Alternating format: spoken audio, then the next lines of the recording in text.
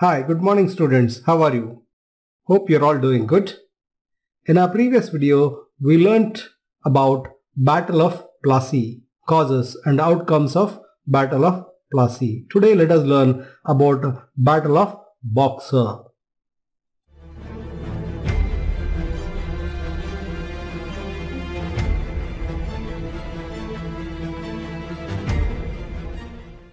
Dear students and teachers, please like, share and subscribe, and also do comment in the comment section about the video. Your opinion is very important to me. Thank you for watching the video. The Battle of Buxar was fought in 1764. Mir Qasim was an efficient administrator. In the beginning, he remained loyal to the company. He paid 2 lakh pounds. 2 lakh pounds means how much? 1,92,79,846 rupees. In our previous lesson, we learned that Mir Jafar went against the East India Company. Because of that, he was dethroned. His nephew Mir Qasim was made as a Nawab. Mir Qasim was an efficient administrator. In the beginning, he was loyal to the British, and also he paid lump sum amount, that is 1,92,79,846 rupees to the company and gave few places to them. After a short time, he declared himself as an independent king because he is young, energetic, and also he is an efficient administrator. He doesn't want to continue as a puppet king of British or East India Company. So he declared himself as an independent king. After verifying the misuse of dastakats, he declared that the business duty is free in Bengal.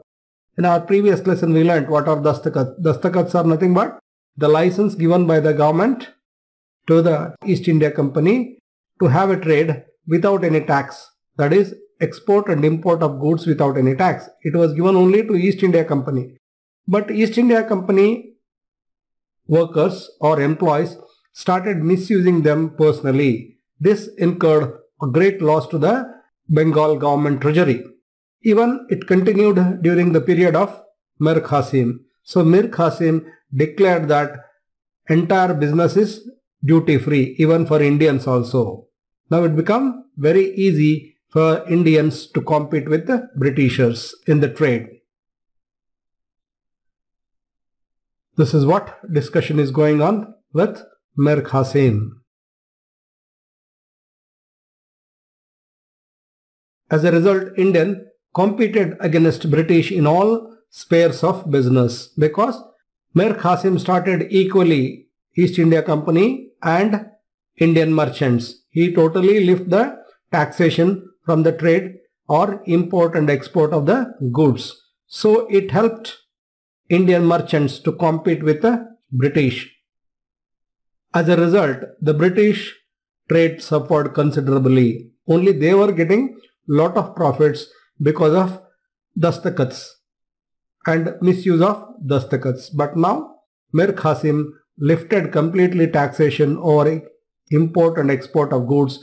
Because of that reason, Indian traders started competing with British traders in all aspects. Because of this, British suffered considerably, or because of this, British suffered a lot in their trade. This was enough for British to oppose Nawab. They brought in Mir Jafar again and dethroned Mir Qasim. Earlier, Mir Jafar was there. He went against British or East India Company. They dethroned him. They brought his nephew Mir Qasim to the throne. Now again Mir Qasim, since he lifted the tax on all goods, export and import, so it affected the East India Company trade, and because of that reason the East India Company or British dethroned Mir Qasim and again brought back the previously Mir Jafar was ruling. Previously Mir Jafar was the Nawab of Bengal. He went against the British or East India Company. British dethroned Mir Jafar and brought Mir Qasim and made him as a Nawab. Mir Qasim was a nephew of Mir Jafar. Now Mir Qasim too revolted against British or East India Company. He lifted taxation on all import and export goods. Because of this reason, Indian merchants now they could compete with British. This incurred a great losses to English trade. That's why they dethroned again Mir Qasim and brought back Mir Jafar again. Mir Qasim knew about the cunningness of British and he went and organized war against British. Mir Qasim knows that these fellows are cunning. They don't belong to anyone. Their main aim is profit and trade, not any welfare of the country. So they know that they create the difference opinion between locals and they get profit out of it. He wanted to wage a war against East India Company. This is the battle scene of Battle of Buxar.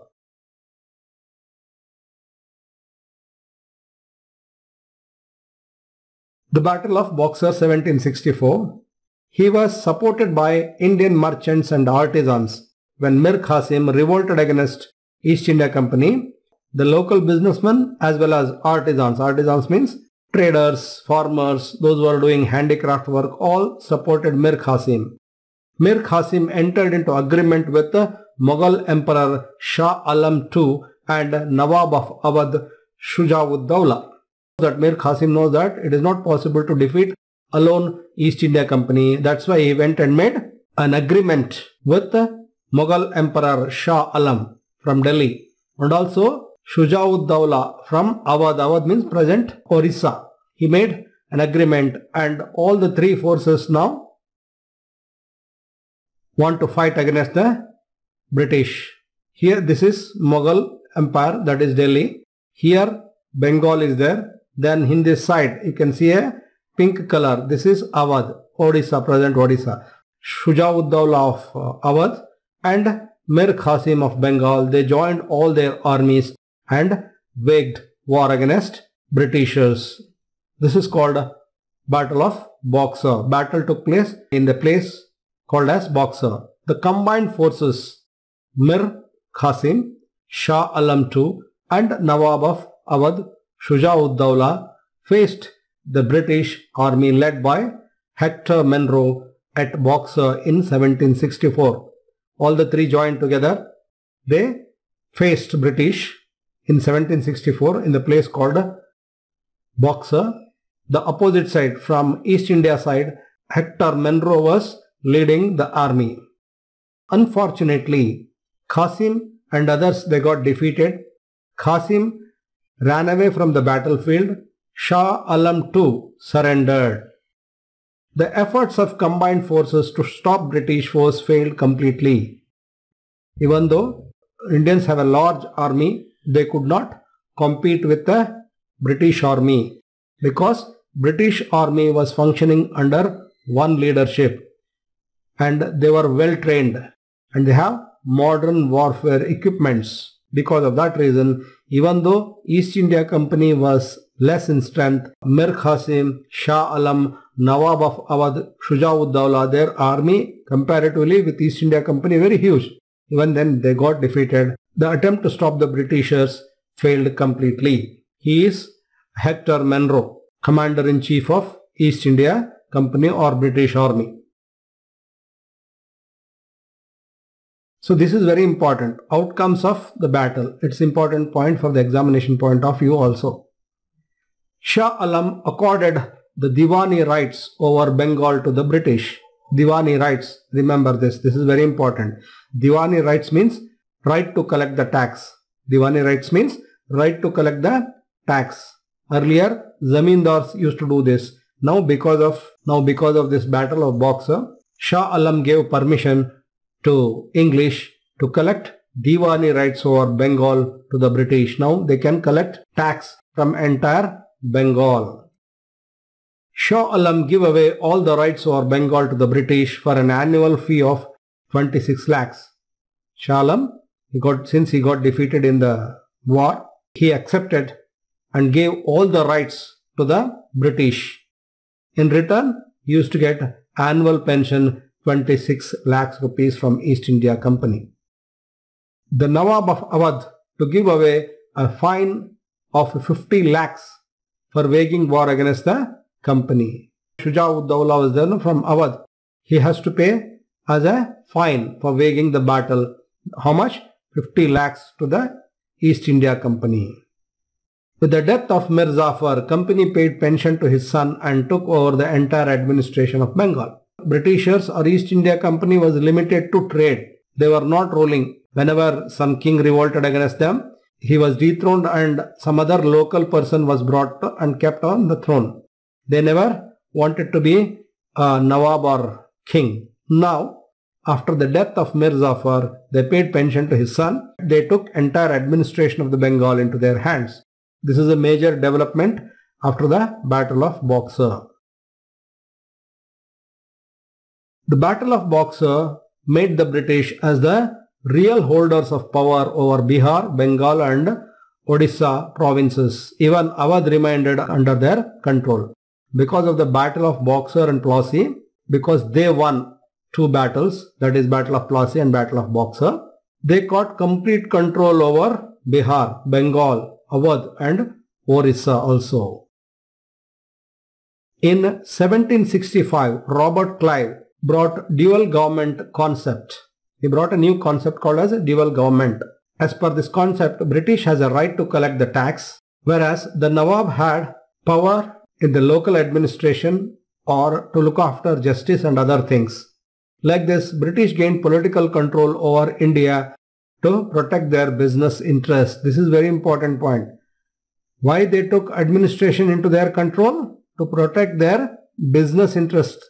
They were not interested in administration or ruling the country or the welfare of the people. They were only interested in making profits. This much is enough. We will stop here. In my next video, I will give links in my description for entire notes. You can click on the link in the description and download the notes for all English as well as social science lessons from 10th class. Okay. Even for PUC first year, second year also, I will be giving links so that you can download excellent notes. Excellent notes in the sense, the students who got the rank, I will give you links of those notes. You can download them and read them and get good marks in the examination. Thank you. Thank you very much.